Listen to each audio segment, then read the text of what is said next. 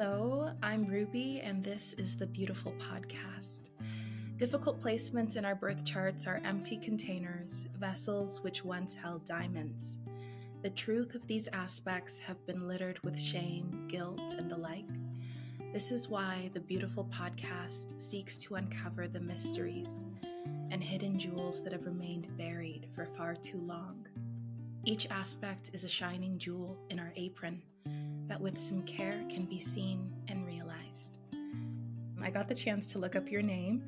Do you know what your name means? Well, what I was told growing up anyway is that my name is the English form of Catherine, which means pure, from the Greek. So I don't know, did you find something similar or?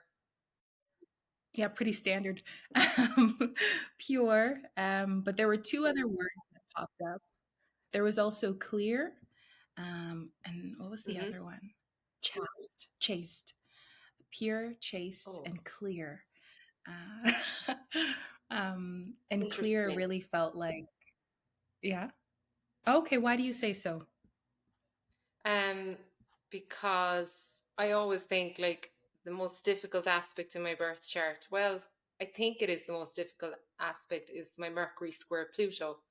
Yet I would say Hmm. that when it comes to reading charts, I get a lot of clarity and I can be really clear when I read a chart, but other areas of life, not so much. So it's interesting that the word clear is one, that was attributed to the meaning of my name. Oh, isn't that always the case though? Whenever it comes to someone else, it's like, at least for me also, I find it kind of easy and simple to kind of see what's going on. Mhm. But then when I have to turn that card on myself, all of a sudden it starts to get a bit complicated, a bit muddled. Yeah, it's So, really worthwhile getting somebody to look at your chart objectively because, well, you have a lot of water in your chart too. I also have a lot of water in my chart as well as fire, and we can tend to be more subjective, when there's a lot of water energy in the chart, especially water risings, and it can be hard for us to see ourselves clearly sometimes. It's like I have Neptune opposite my sun as well. The sun is the ego, the Cancer sun, watery sun, and then I have Neptune and Capricorn opposite my sun. So I don't see myself clearly. Sometimes I need other people to tell me who I am or what am I, or I'm like forever a mystery, even to myself. Um, it's nice. You get a lot of projections as well with Neptune opposite the sun. You can be a million different things to a million different people. But I definitely found that water energy in general, um, we're very easily displaced by other people's energy. The best analogy I can give you is, if you have a bowl of water and somebody drops a stone into the bowl of water, like all of the water is displaced. The water accommodates the stone, the water moves. So we are very, water signs, we are very susceptible to being displaced and to being like chameleons and to accommodate other people's energy. We're not as maybe as grounded or as fixed as some of the other signs. That's just something I've observed myself anecdotally. hmm. I wonder what your take is on Scorpio. When I think of Scorpio, I think of ice. So, Yeah. yeah, you just let me know what yeah. Yeah, it's so interesting because water has more than one form. And water could be a waterfall, the ocean, a river, a stream, a marsh. For Scorpio, I think of the water at the very, very bottom of the ocean where it's really, really dark and you can't see anything. You know Mm. those scenes where they went down to find the Titanic? It's very scorpionic. And Scorpio, of Mm. course, the archetype is the scorpion. And Scorpios are very perceptive and very guarded. And I also feel as a Scorpio, you are essentially swimming in a dark place in life when you're Scorpio, and you have to rely on your senses a lot. You rely on your intuition more, like your hearing.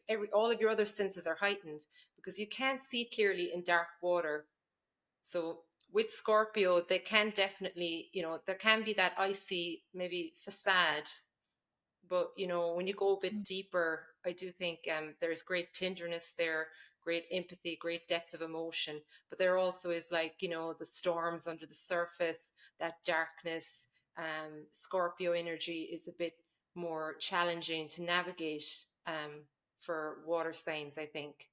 But that's just my own personal opinion. I'm sure Scorpios might beg to differ on that, but I do think they have an ability to go deeper, perhaps, than any of the other signs, and they have the energy as well of the alchemist. Scorpios. There's three phases for a Scorpio: the scorpion, the eagle, the phoenix. And some astrologers believe that Scorpios, they go through the three phases and that's it. And basically there's an enlightened Scorpio and there's a non-enlightened Scorpio. Whereas I believe that Scorpios are continually, being reborn and going through rebirths and a decay process. And there are times in their life where they're going to have to behave more like a scorpion. There are times where they're going to have to be like an eagle.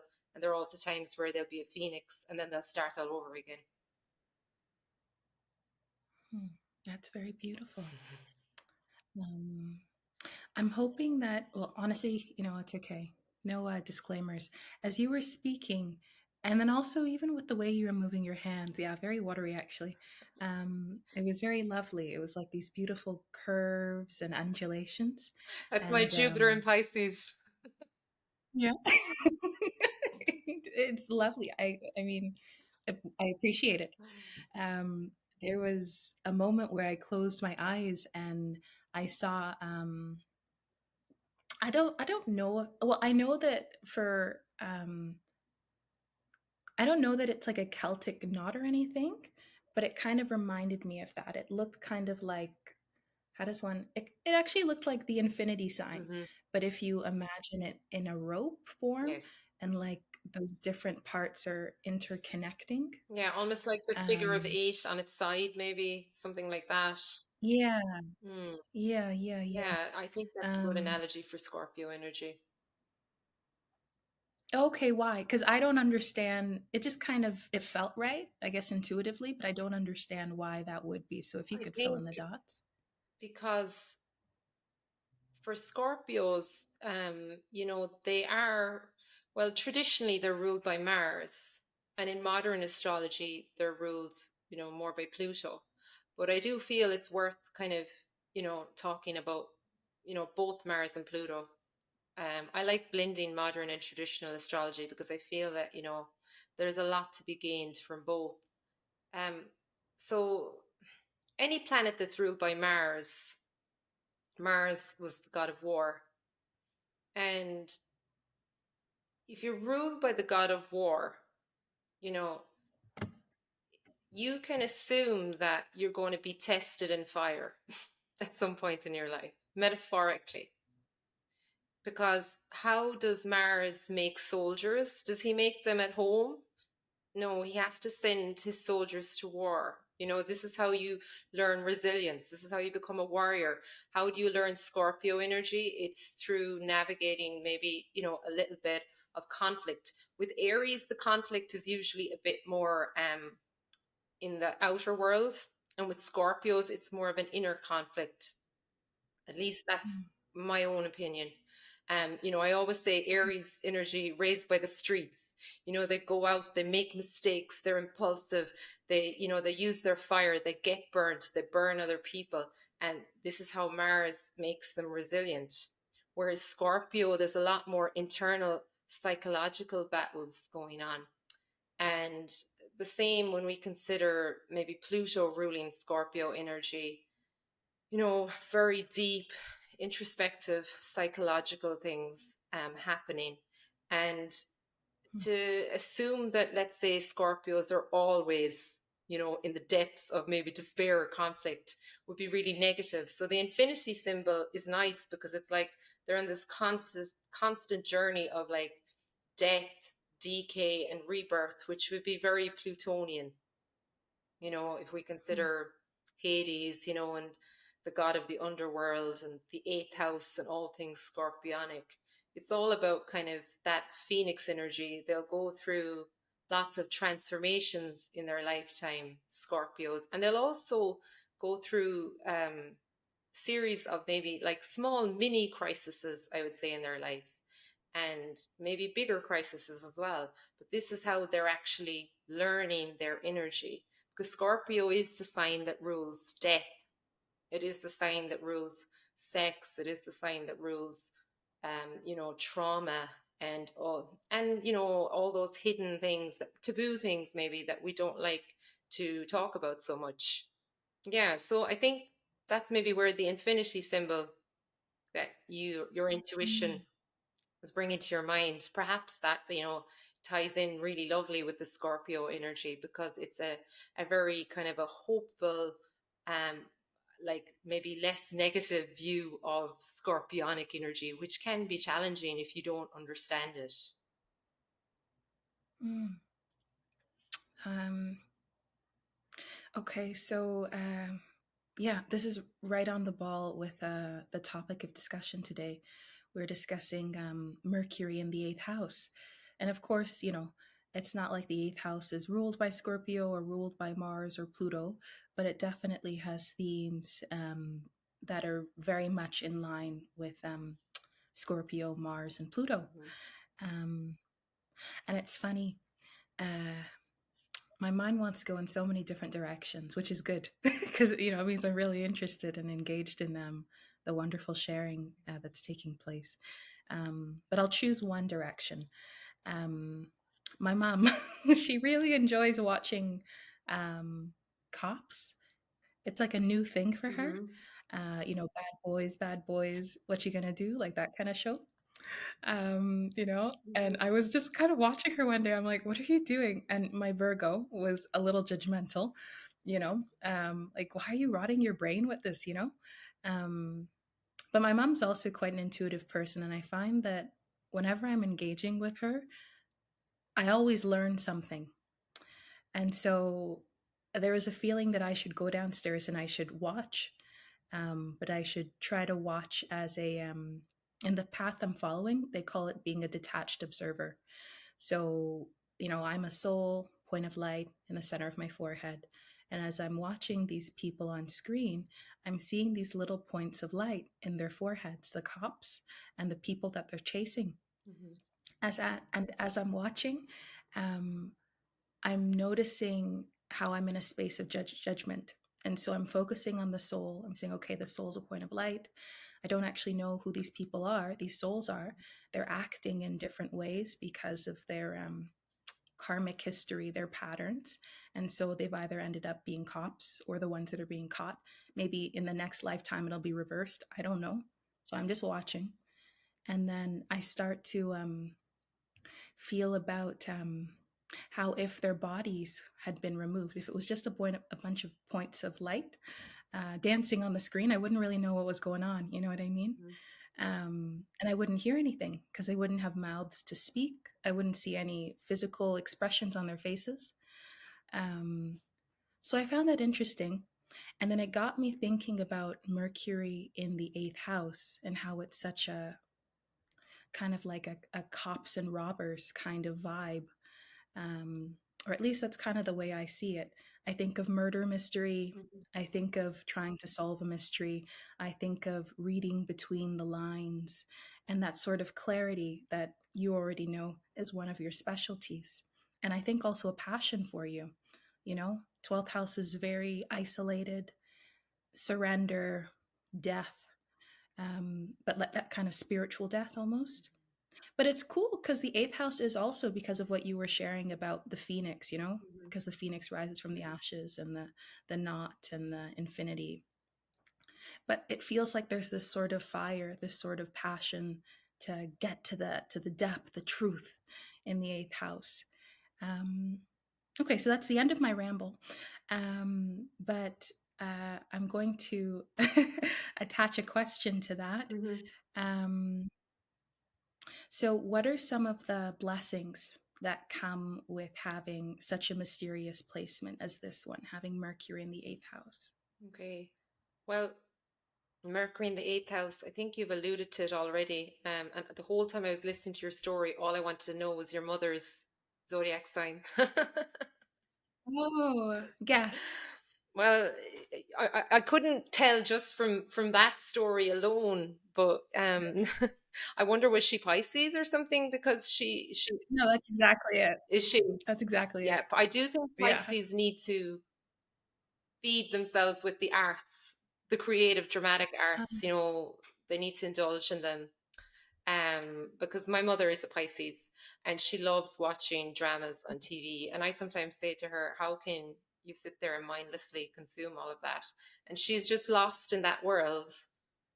So mm, I'm really pleased I got your mom's zodiac sign correct. But going back to the question, Mercury in the eighth house, as you alluded to, they're the natural detectives of the zodiac, the natural researchers, and they're also natural psychologists, and they will psychoanalyze you whether you ask them to or not. And Mercury in the eighth house, mm, another thing I have observed is that secrets come to the person with Mercury in the eighth house. They don't need to search for secrets, secrets come. And Mercury in the eighth house as well requires an awful lot of intimacy and authenticity in their connections, and they need and require a depth of closeness in their communications that not everyone is entirely comfortable with. And the problem with having Mercury in the eighth house, where you can run into difficulty, is that if you are a native born with Mercury in the eighth house, you are operating under the assumption that everybody's brain, because Mercury is really how your mind works, how you communicate, that everybody operates like you do, that everybody is highly perceptive, that everybody is reading between the lines, that everybody has this laser like vision, and that everybody is thinking about what's the higher meaning behind that? Or, what is that person up to over there? Some people genuinely don't care about, those things. Or some people are very uncomfortable discussing trauma and discussing taboo things. And some people actually prefer to approach life on a more superficial level, on a more surface level. They like to talk about the weather, or they like to talk about the match they went to at the weekend, or, you know, they like to kind of approach life from maybe a more grounded or more intellectual plane. But Mercury in the eighth house is definitely a more deeper psychological plane you are approaching life from. And sometimes you run into difficulties when you realize, oh, not everyone else is actually seeing life through this lens, or not everyone else is picking up on all these small details. Or not everyone else is comfortable talking about trauma. Some people actually get really uncomfortable. And some people as well are uncomfortable with that amount of closeness that you might require as well, with Mercury in the eighth house. Because some mm, people, like their privacy, they like their secrets, especially in maybe one on one relationships or romantically. A person might not like to tell their partner everything, or might not like to have, deep, meaningful conversations. But the person with Mercury in the eighth house, because usually they're not aware of their astrology, they go through life wondering, why am I like this? Why can I not do small talk? Or why do I find small talk so draining? mm. Yeah. That's the big one. Yeah. Yeah. But there is a lot Mm, more, obviously, to unpack, Ruby, but we could write a thesis on it. But these people are really good at finding out things. And the one thing I would say as well about Mercury in the eighth house, if you go digging, just know that sometimes you're going to find out things you don't want to find out. So I often say, I do, I get a lot of people come to me for readings, and maybe they're looking for love and they have Mercury in the eighth house and they're dating, mm, and they will screen their partners and they will do a background check, and they will go into his Instagram history and they will find out all the photos he liked. They will find out all the comments he made on Twitter, etc., etc.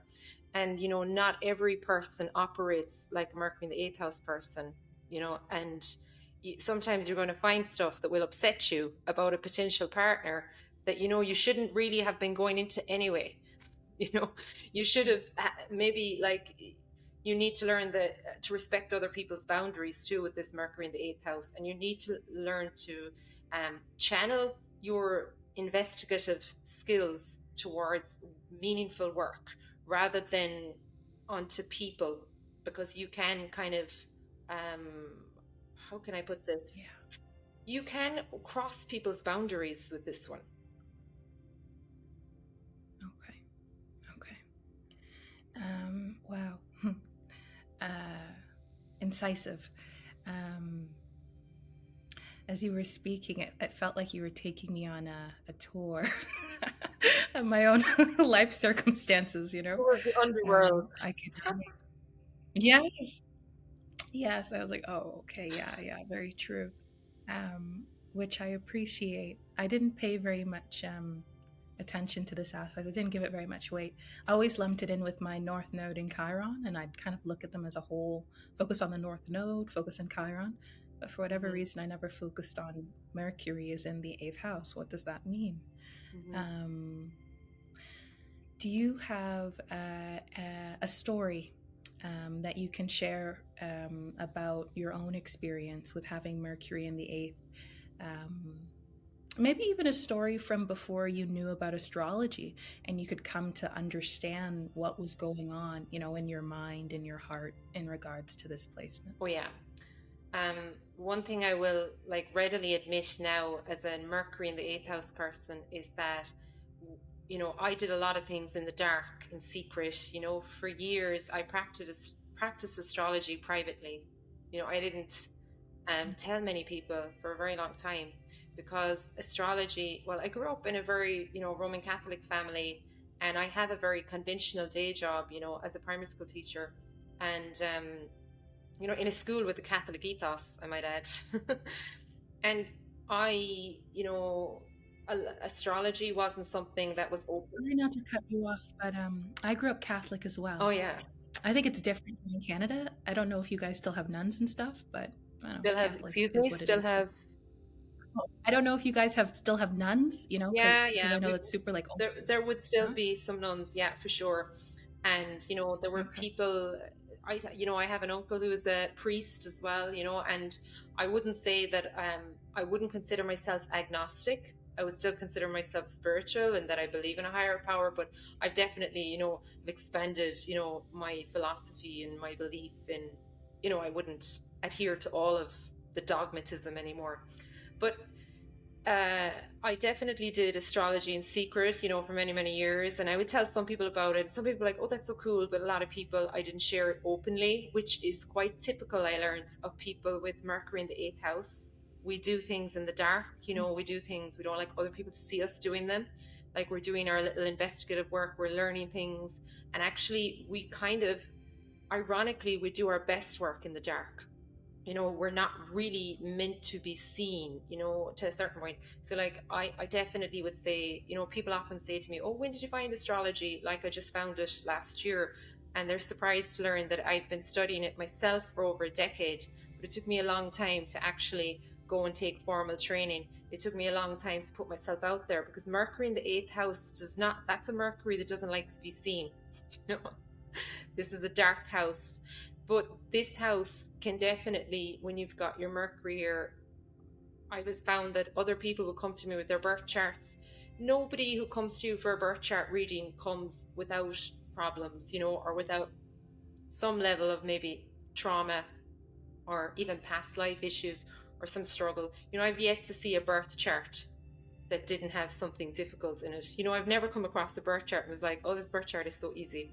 You know, there's always some struggle, and I definitely would say that some charts are harder than others, but Mercury in the 8th house allows you to go very, very deep into a chart.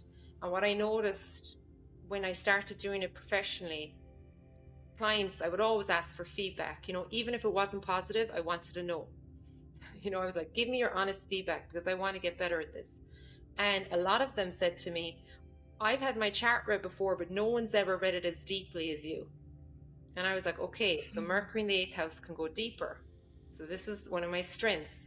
And then I remember I read a celebrity birth chart. It was Lewis Capaldi's, actually. And I didn't believe I went that deeply. I just read it on Instagram, you know, and I hadn't prepped it, just read it on my stories behind me. And another astrologer messaged me and said, you know, I think it's unethical to look at his chart that deeply. And I was quite shocked. She was like, it's amazing, don't get me wrong, but you went so deep.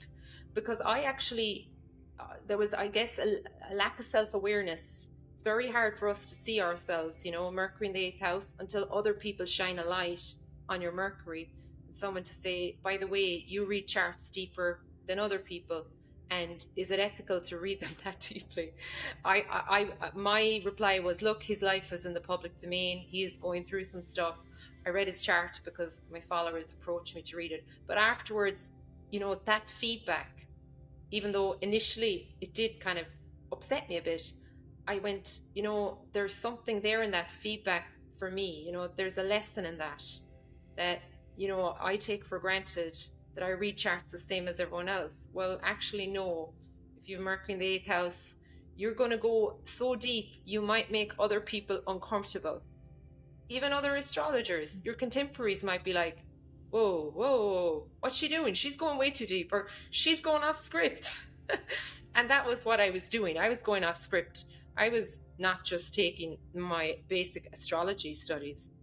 I was taking my decade of practicing astrology privately and reading charts in the dark, coming up with my own systems, my own patterns, my own unique way of reading the chart, because I do have Mercury in Leo.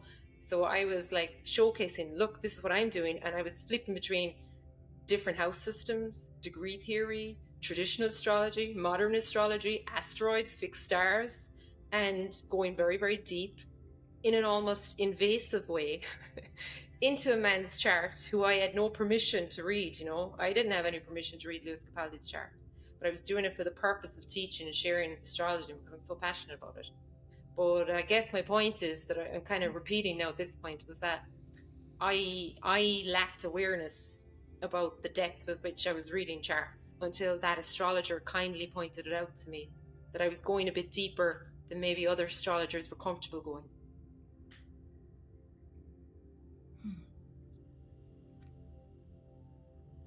And I guess it's something now I practice discernment around. I don't see it as good or bad. I just have an awareness now because other people have told me. Your Mercury's going a bit too deep into the underworld. It's making us all uncomfortable. Wow, that's quite a challenging thing, isn't it? Yeah, so you have Mercury in Leo. That's interesting too, Mercury in Leo, because luminary, being in the 8th house, like as you were saying, other people shine a light onto that house. It's like you yourself are shining a light onto, and I guess it's like synastry and composite charts. Every person that you're meeting, who you're shining a light into their 8th house. But that's a powerhouse sort of aspect, what you've got going on specifically, because you have that ability to, I guess, act as a, what's this word? A catalyst for change for other people, but internal change in their own awareness about what they're doing, why they're doing it, what they're seeing, what they're feeling internally that other people don't see. I mean, it's powerful. Yeah, it is for sure. It's powerful, and I think when I first read charts, Ruby, I took it for granted. I just thought I was, I of course, when you start anything, you have feelings of inadequacy, and you assume that you're saying these things, and you're assuming that maybe 10% of them aren't hitting the base, or you're missing, or you're way off the mark. You're never going to be assuming you get everything right as an astrologer. But afterwards, sometimes I would have people contact me and say, I couldn't give you feedback after the reading for so long because I was speechless, because you told me stuff that I told that nobody knew, or you told me stuff about my childhood. You went so deep into my past. Because I would be very, I love to go in really deep and find out, okay, I'm going to pull out like the deepest, darkest thing out of this chart for the purpose of maybe like showing this person that, this is why you behave this way, and this is what happened. And, or even I love to look at, it must be an eighth house thing, Ruby. I love to look at the sun and moon aspects in the birth chart and tell the client, okay, like your mom and dad, when you were born or when you were conceived, they were on the same page. They loved each other so much. Or, whether they're together now or not, you were conceived from a place of so much love. And then sometimes you will see in a chart that, maybe the sun is squaring the moon exact.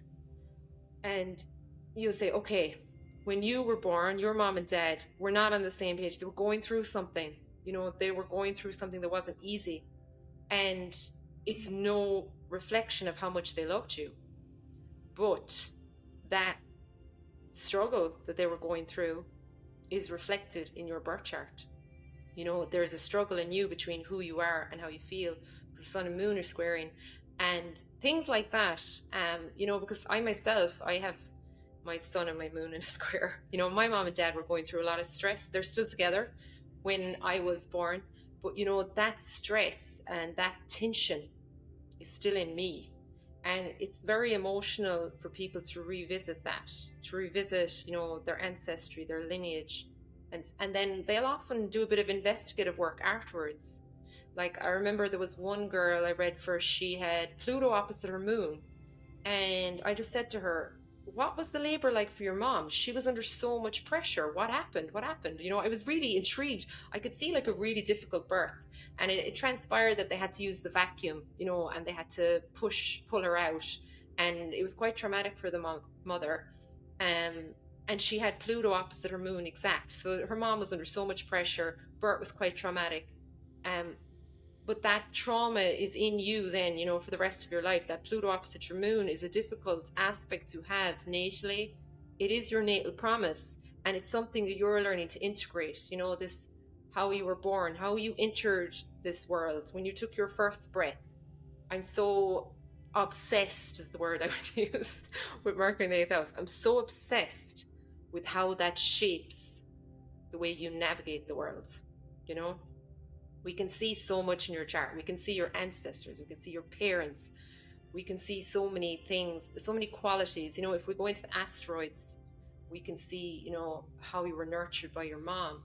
If we go into the angles, let's say the IC and the midheaven, we can see the type of qualities, that you grew up around in the family home. We can go so deep, and that's basically what I love to do in a chart, to go that deep. But sometimes clients afterwards are like, oh my God, like they're shocked because they were expecting maybe, something a bit fluffier. And unfortunately, I can't do that. I can't do sunshine and rainbows and fluffiness. I'll try and do stuff that's uplifting, but I won't ever it would be remiss of me as an astrologer to gloss over anything hard, just to say, oh, they've got a hard aspect there. I'm not going to talk about that. Like, I have to go into it, and I have to pull the aspects apart, and I have to tell them all the bad stuff, and then tell them, okay, this is all the good stuff now about this aspect. This is how you can integrate it positively in your life. Again, I have 3 different things I want to say. I forgot my pen upstairs. I was going to make notes so I could, but I'm going to try to remember. Actually, maybe I'll even just really quick. I want to ask you about, which I'm going to do right now, the 4th house, in relation to the 8th house. I want to ask you about exact degrees, especially for someone with Mercury in the 8th like you, and me, whatever. What is the depth? What is the depth of having exact degrees? Why is it something that, because you brought it up multiple times. Oh yeah. And then the last thing is, so you mean exact degrees in the aspects? Is that what you mean, Ruby? Well, I think. But first, if you could speak about the 4th house first, that 4th house, 8th house connection. It's interesting. Nobody's ever asked me about the 4th house, 8th house connection, but they are connected. I haven't thought of them as connected, but they are. So if we consider the 4th house, I would consider, well, I suppose traditionally, typically, we consider that the house of home and family. And then the eighth house, we consider the house of the other, the house of shared resources, the house of inheritance, the house of death and rebirth. The fourth house, definitely for me, is not just your home and family now, it's your home and family that you were born into. It's the home and family you will go on to create, whether you bear children or not. And it's also the house of your ancestors and your lineage. So if you go back, through, especially more specifically the IC, you can see the root of the chart. That's your roots, and it goes back to your grandparents, your grandmother, everything. And I know some astrologers attribute the fourth house to the father, some attribute to the mother. Because there's an argument, I believe we should consider both. I would never say, oh, let's just go with the father. I would look at the fourth house and be like, okay, I'm looking for mom and dad here. And I do think the 10th house, is definitely very indicative of, the father figure as well. The 10th house is maybe the highest part of the chart. But some might argue the mother is up there. I think it's interchangeable. And I think a lot of it has to do with the more nurturing parent. And then the eighth house, I guess the connection for me is, that the inheritance thing, what you've inherited, not just physically, but what you inherited emotionally and psychologically from those who came before you. That's in your eighth house as well. And if there's any traumas, let's say, within the family, let's say, for example, take Ireland, for example, post-colonial Ireland, it's less than 100 years ago in Ireland that, we had a civil war and brothers were fighting brothers and families were torn apart. And to assume that that doesn't affect, your, I guess, your lineage, your ancestry, your inherited traumas, I think that it'd be naive of us to assume that, let's say the next generation escape that trauma. That inherited trauma, that's in our DNA, and we can't really escape that. Let's say the children of war, and I guess that would be where I would see the link with the fourth house and the eighth house. Yeah, specifically. And I often notice as well, and I hate to talk about death in a chart, but like I often notice that, significant deaths can be indicated by transits sometimes to the fourth and the eighth, So especially deaths of people close to your family, in your family, you know what I mean? Not always, but they can be. And that's just something that I observe. And of course, with that Plutonian in me watches these things. Another astrologer would be like, I'm not going to look up, someone's just died, I'm not going to look at their chart. I'm the astrologer that will look at the chart. Or let's say somebody has died belonging to someone who I've read for. My curiosity would be like, okay, I want to see what their transits are, that indicate this death, because I do think, the fourth house is not just birth, it's also death. It's the start of life and the end of life.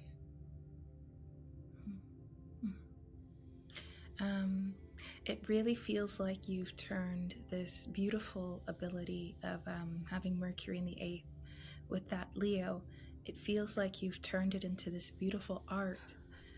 Oh, thank you. Yeah, the way that you speak about it, your passion, of course you have a lot of fire in your chart, so that comes through, but Yeah. It's very beautiful. It's very beautiful the way that you're able to see these things and the way that you're able to share them. And on this note, if you could speak about your relationship with exactitude. A lot of the words you use, you can tell that you're someone who really values exactness. So Yeah, I do. So By exactitude or exactness, I guess I'm talking about the orbs, the degrees in the aspects. I don't know how familiar you are with aspects, Ruby. Have you gone that deeply into your own aspects? I guess I'm asking from more of a archetypal, not even, I guess it's more personal than that. Because it just feels like, I feel like even if for whatever reason astrology was not in your life this lifetime, you would still have some interesting, strange relationship with exactness and how necessary it is. And, so. Yeah, so I guess I have Mercury square Pluto. It's not exactly exact. It's 1 degree orb, but that's exact enough. It doesn't need to be any more than that. But if I see, let's say, an exact opposition in a chart where, I don't know, you've got maybe Aries sun at 2 degrees opposite a Libra moon at 2 degrees or whatever, you've got the exact opposition. That's very, very intense. It's like a seesaw, the push and pull. I do read oppositions, squares, trines that aren't exact, even if there is a wide orb. And a lot of astrologers don't. And the reason I do Mm. is because I'm a sensitive person, and I can tell you that in my own birth chart, I have lots of trines and sextiles and oppositions and whatever. They're not all exact, but Ruby, I have felt and experienced all of them intensely. And I feel like we do a disservice when we only focus on the exact ones. But if there is anything exact in your chart, that is going to be loud. It's going to be louder than all the rest of them. So, for example, one aspect that I have exact in my chart is my Venus sextiles my Chiron exact. That's very loud in my chart. And I'm just trying to think. My Mercury is in conjunct my Neptune, almost exact, 1 degree orb, Mm. pretty tight. Um, and I don't know if we have time for a little story on the Mercury in conjunct Neptune. So growing up, I Yeah. couldn't grasp maths. This might surprise you. I could not grasp figures. Like, I was so good at languages. I was so poetic. I loved writing stories. I excelled in all languages. And then when it came to maths, I had this block. I just couldn't get logic. It evaded me. And I didn't realize, of course, that I had Mercury in conjunct Neptune, which often can indicate that a person thinks in symbols and pictures. And I guess I was looking at numbers and they didn't really make much sense to me. And I was still passing maths, but I wasn't succeeding. I wasn't doing well. And I remember being a very intelligent child and speed reading and reading, like, things that were way above, I was above average reader. And then the maths test would come on my desk and I would get 4 out of 10 each week. And I'd be so frustrated and I would try so hard and I could read all the problems, but I just couldn't solve them. And it was, of course, my Mercury in conjunct Neptune. And, my mom would say things like, "You're just bad at maths. You're just good at languages and you're bad at maths." Ironically enough, I would later go on to read birth charts, which requires a lot of maths. When you think about it, there's a lot of mathematical equations involved in your head. And as I got older, I started to get maths, but I had to specifically kind of break down all the symbols and learn things off by heart. And there were so many components of maths I didn't get. And then when I became a primary school teacher, I learned maths from the very bottom, how to basically, I think I'm a really good maths teacher now because I know what it's like to struggle with maths. So I can teach it now, but I never got it growing up. And now I get it as an adult and I teach it to kids. And I feel like I'm really good at teaching it. And then when I started doing charts, I learned that I had this asteroid called Arachne, I think the name of the asteroid. It's connected to spider webs. And I'm pretty sure, I could be, it's a while since I looked at my asteroids. Pretty sure I have it conjunct my Mercury. And it can give a person, I see them my Mercury, my Venus. Anyways, it's in my 8th house. It can give a person like incredible powers at seeing patterns, because spider webs are patterns. So when I looked at charts, I was like, oh, I can read these. These make sense to me. It was like the charts spoke to me, they came alive. But there were certain other things I couldn't do. But that was my Mercury in conjunct Neptune. And you said there, oh, when you're telling me the story, I'm getting pictures in my head and you're telling it so creatively. That's probably the Mercury in conjunct Neptune too. So, I guess that aspect of Mercury, at a not nice so angle, like, to my Neptune. I didn't really understand that when I first got into astrology. I didn't think it was significant. It was when I went deeper into astrology, I learned, oh, so this is why I think the way I think.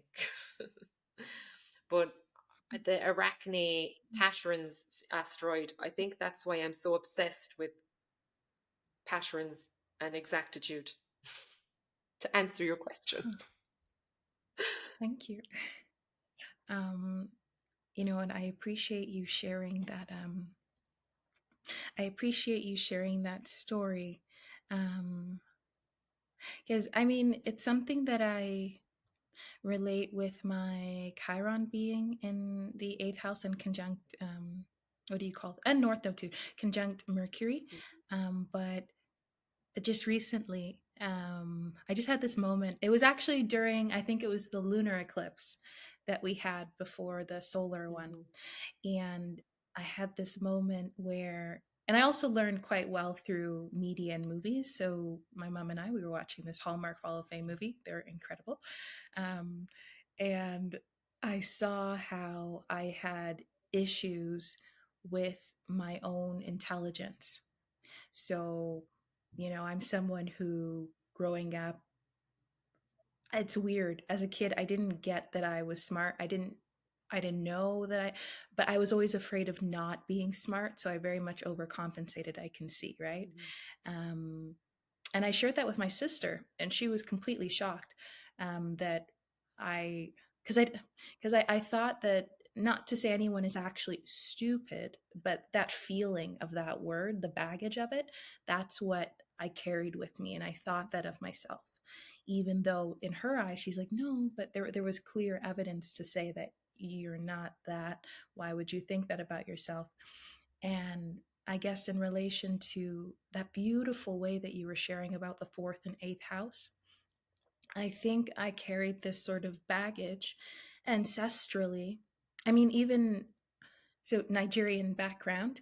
And the whole thing with Nigerian parents is they want you to study well so that you can become a doctor or a lawyer. It's because, I mean, I'm obviously not that.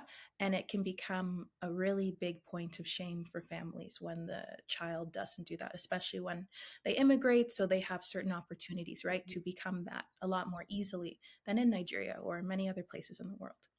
And so, as you were speaking, I was kind of making this connection about sort of carrying that ancestrally.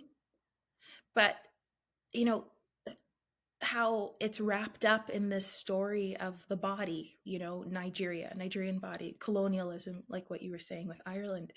Um, but how it's also separate from that, because I do believe that I'm a soul and the soul is separate from the physical body. So in my past birth, maybe I've had births where I've been Nigerian and I've been Nigerian in a foreign place. I definitely feel a connection to that country. But I also know that I've taken births in other countries as well. But it's not like you can pick and choose what traumas you carry with you. They're with you, Mm-hmm. for quite some time. And so as you were speaking, I was just considering all of these different things. And it looks like you have something that like, you'd like to share. Yeah, I'm thinking about your Mercury in conjunct Chiron. Like for me, Hmm. it definitely speaks to someone that has woundedness around their intelligence, as you said. But like you probably, if we think about Chiron as an archetype, he was he was so many things. He was, we always just say, oh, Chiron, the wounded healer. And there's a little bit of a kind of, oh, if Chiron there, this is my vulnerable place. But he was an astrologer. He was a teacher. He was this gifted healer. He knew the cure for everything in nature. And he was a trainer of warriors. He was also a musician. I think he wrote as well. I know this list isn't exhaustive.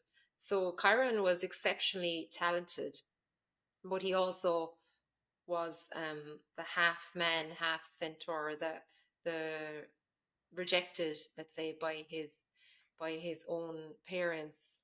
And it's definitely a place in our birth charts where we have Chiron. Somebody said to me recently, and it really stuck with me. You know the way the glyph for Chiron is shaped like a key? That Mhm. Chiron is key to unlocking your birth chart. And I love that. Because Chiron is really, he was an incredible astrologer. And if you can unlock your Chiron, it's like the rest of your chart will open up and sing to you. And I was like, wow, I've never looked at that way before. Because for many, many years, I looked at my Chiron placement and was like, no, like, I hate you. Why are you here? I have the worst. Everyone thinks they have the worst Chiron placement. I'd be like, oh, but I have Chiron here. And someone's like, well, at least you don't have it in such and such house. It's not a competition with Chiron. But the way you're so vulnerable in that place, and you can never see how great you are there. But like, it's so lovely that you're having these wonderful discussions about astrology when you have this placement, with Mercury. Because if we think of Mercury as Hermes, you know, the god that could travel to Mount Olympus and also could travel to the underworld down to Hades. He was the only one who could go between both worlds, the upper worlds and the underworlds. And when you think about those themes and your Chiron placement, it gives you a good indication, of what you're meant to do with your Chiron. You're meant to take your Chiron places that maybe Chiron has never been before with the inconjunct aspect. Wow. And it's a Oh, conjunction. it's a conjunction. Excuse Um, me. Oh my God. That's intense. yeah. Mercury conjunct Chiron. I know a person who has this, and okay, very, very down to earth, grounded, maybe would not be open to astrology, in his early life. And then in his 30s, suddenly started to hear voices, spirits started to speak to him. And he suddenly realized, oh my God, I'm psychic. But this was not someone that was open to this. So originally was, very, very confused. So yeah, with Mercury conjunct Chiron, like, it's definitely a hallmark of someone who, you have access to the higher realms and the lower realms too. So it's all about discernment, I Mhm. feel, as well with that one. And actually, one piece of advice, I know you didn't ask, but unsolicited advice I will give you is like I'll take it. really good spiritual protection, like really good spiritual hygiene. Like, I don't really like crystals, I'll be the first to say I don't, but there is one crystal I swear by, and that is selenite. It's like a self-cleaning crystal, very high vibrational. Maybe you own some, maybe you don't. But you can get like a selenite wand and you can like clean your third eye, because like you're going to be getting so many messages in, with Mercury conjunct Chiron.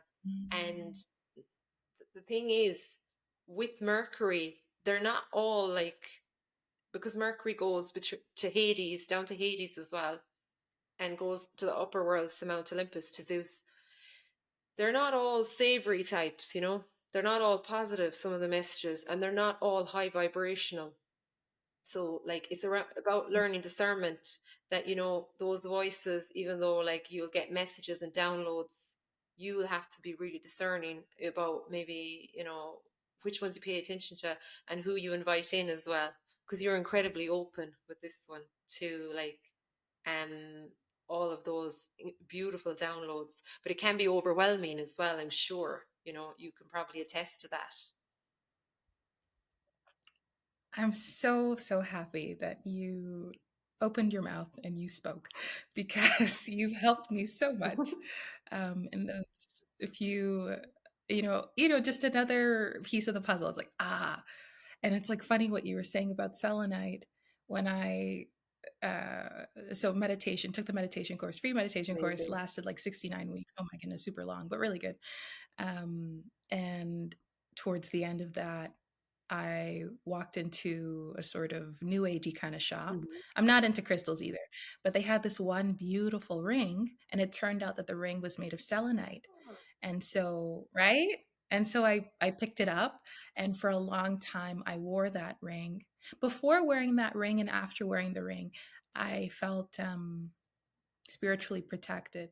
You have found the selenite helpful. Yes, it was I mean, I think more I find my practice helpful, Mhm. but it can't be coincidental that considering what you just shared about selenite, Mhm. that I was also attracted to it. So it must have And continued to it's help like you intuitively in knew you needed it. And like, I don't say this to scare anyone, but I do say, we people forget that Mercury is the trickster energy as well. You know, our mm, thoughts are not always true, and the messages we get are not always accurate.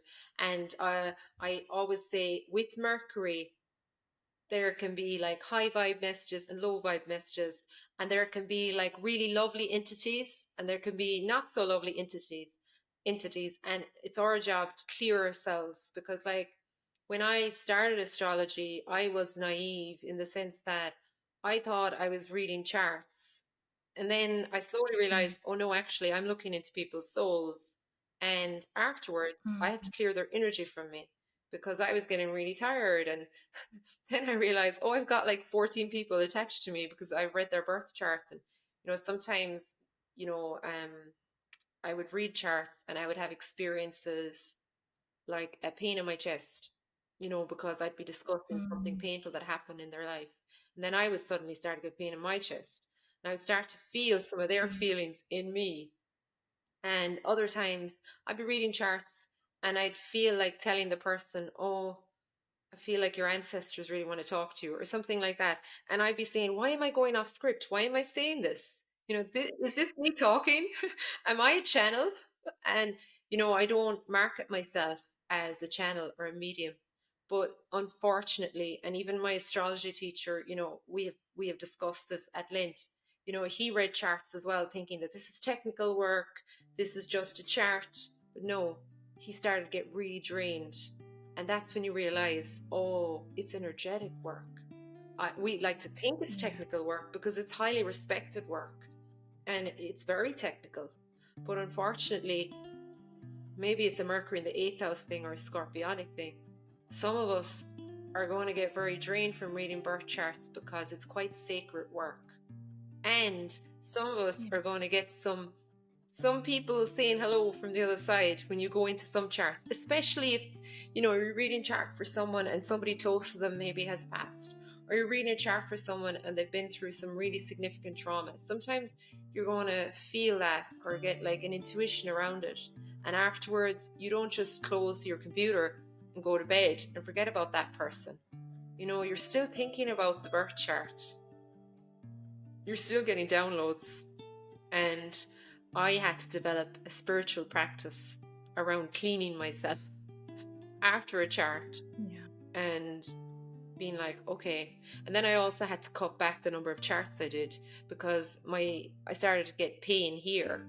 And I first of all I was Mm, like, oh, because I have very little art in my chart. I was like, why am I getting a headache every time I read a chart? And then I went to, a really wonderful lady in Ireland, a beautiful intuitive, and she was like, oh, the reason you're getting those pains is because you are not clearing yourself after you read all these charts. She said, do you not realize how heavy the work is you're doing? I didn't. I was naive. So I guess with your mm, Mercury conjunct Chiron, mhm, and because I am very Chironic myself, and because I have a Mercury squaring Pluto, I know all about getting messages from plutonic underworld things. I guess there is a level of discernment and safeguarding we need to develop to navigate the worlds of astrology and just the spiritual plane in general. yeah, no, that's true. Um, yeah, that's very true.